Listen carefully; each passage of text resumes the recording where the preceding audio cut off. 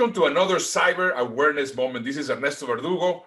And this is Frank Mulcahy. And we're going to be talking today about why is cybercrime growing so fast?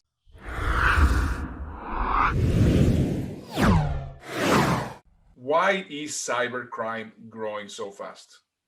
According to the Secret Service, back in 2007, they said that the profitability of trafficking data surpassed the trafficking of drugs. And the reason is, Ernesto, if we sell stolen electronics or any kind of a commodity, we can only sell it one time. Drugs, we can only sell one time.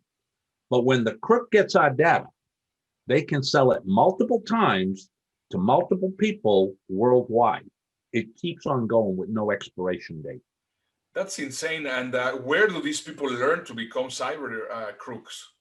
Google, No. Google.com. Yes, sir. Very simple. Do a little Google search, how to become an identity thief courses. They're all free. They'll give you the free one to become a novice. And then after you hack a few local people, you can get Cyber Attack 102, and you can up the game using stolen money, and you can go above it. And it's even worse than that, the places where they sell the data.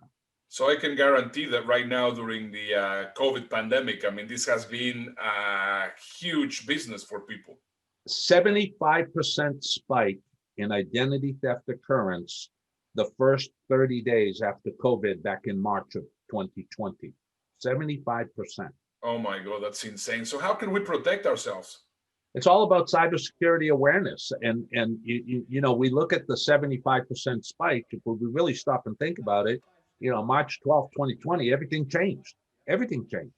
And it's estimated 70% of the workforce went home to work from home. A makeshift office at the kitchen table without the security, without the cyber awareness, without the support of your tech department. And we're wondering why cyber crimes escalated. It's because people are not aware of what the crooks are doing. And the crooks are up in their game all the time.